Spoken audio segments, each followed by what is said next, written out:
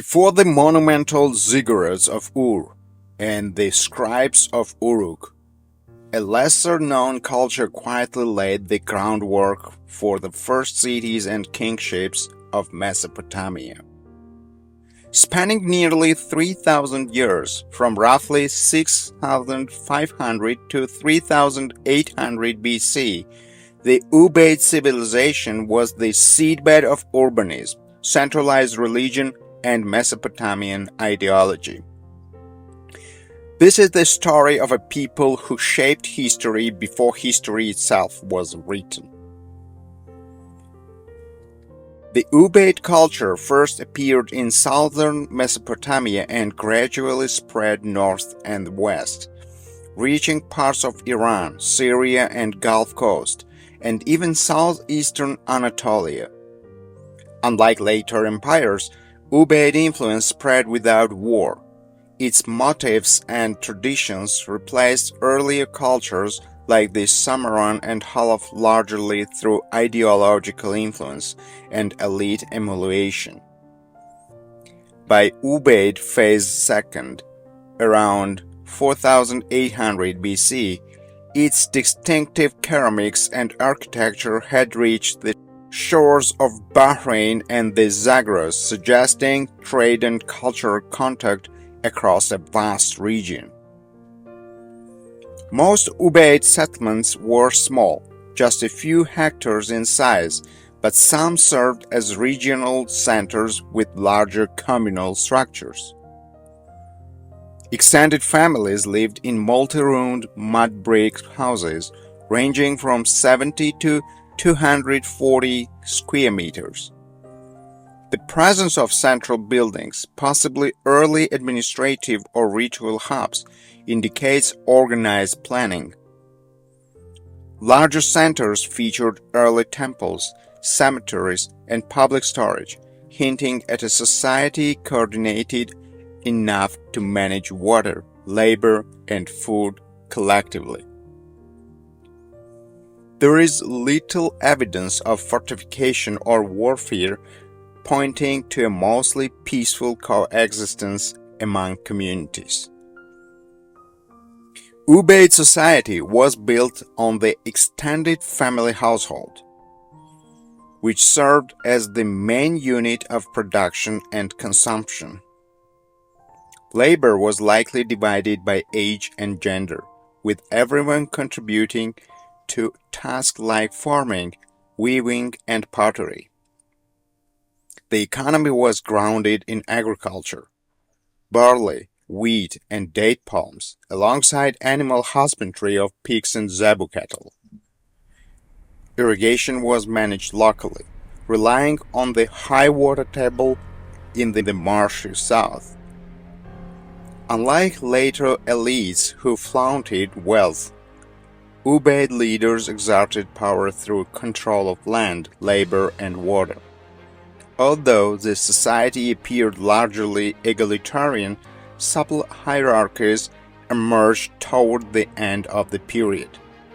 Still, prestige items were rare. Wealth and influence were embedded in practical authority rather than opulence. Politically, Ubaid Mesopotamia consisted of ideologically linked chiefdoms, each centered around a temple complex. Leadership stemmed from kinship and ritual roles rather than military conquest or luxury accumulation. In the north, particularly Halafian areas, Ubaid culture was often adopted peacefully. Rather than conquest, local elites seem to have replicated Ubaid architecture and religion. By around 4000 BC, a settlement hierarchy developed. Villages, towns, and temple hubs, setting the stage for early urbanization. Ubaid craftsmanship emphasized functionality. The most iconic artifact type is pottery, ranging from painted vessels with geometric designs to utilitarian plainwares. Bent nail clay molars, used for grinding food were widespread and distinctive. Chipped stone tools included sickle blades made from flint and in small quantities obsidian. Ground stone implements like mortars and pestles were common, especially in areas with suitable stone resources. While metals were rare, sites like Mersin have yielded early copper tools such as pins and chisels. Boating appears for the first time during the Ubaid, as seen in ceramic models. These point to the importance of riverine travel and trade. Most burials recovered from Ubaid sites are of infants beneath house floors, suggesting strong ritual ties between family and domestic space. However, the age profile of recovered burials doesn't match expected population structures, implying that adults were buried in external cemeteries yet to be found. By the later Ubaid phases, formal cemeteries near temple centers appear, possibly reflecting the beginnings of elite burial customs and social differentiation in death. Stem cells saw increased use and complexity during the Ubaid. Designs featured geometric motifs, animals, and rare anthropomorphic figures. Among the most intriguing are depictions of hybrid beings, ibex-headed or bird-headed humans, perhaps early mythological archetypes that would evolve into later Mesopotamian deities. The origin of the Ubaid people remained a subject of debate. Some scholars argue for local development and evolution from earlier Neolithic groups like those at Eridu and Tel el-Oli. Others suggest migration or cultural infusion from the Iranian plateau or even further afield. A third theory emphasizes elite emulation, the idea that the Ubaid spread not by movement of people but by northern elites imitating the architecture, religion and symbols of the southern centers. Archaeogenetic studies are ongoing, but no definitive conclusion has been reached. However, the diversity of Ubaid material across regions suggests cultural fusion rather than strict ethnic continuity. The Ubaid era gradually gave way to the Uruk period around 3800 BC, a time of rapid transformation. Settlement hierarchies became more formalized, population centers grew, and political authority became increasingly centralized. Temples grew in size and influence. Seals and tokens became tools of administration, and the precursors to writing emerged. Burial practices became more elaborate, and signs of inequality became more visible.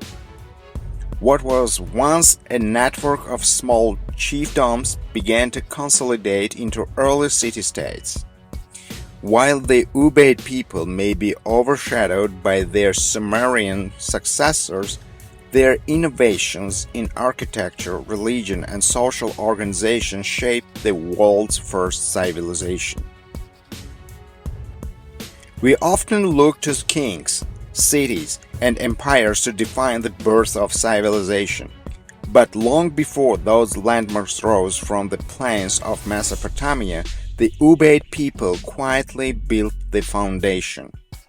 Brick by brick, field by field, and ritual by ritual. In understanding them, we glimpse the first sparks of urban life, the stirrings of centralized faith, and the roots of our collective human story. If you found this journey into the forgotten roots of Mesopotamian civilization as fascinating as we did, don't forget to like, share, and subscribe for more deep dives into ancient history.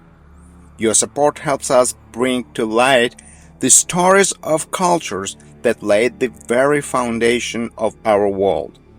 Let us know in the comments what part of the Ubaid legacy surprised you most, or what topic you'd like us to explore next. Thanks for watching and see you in the next episode.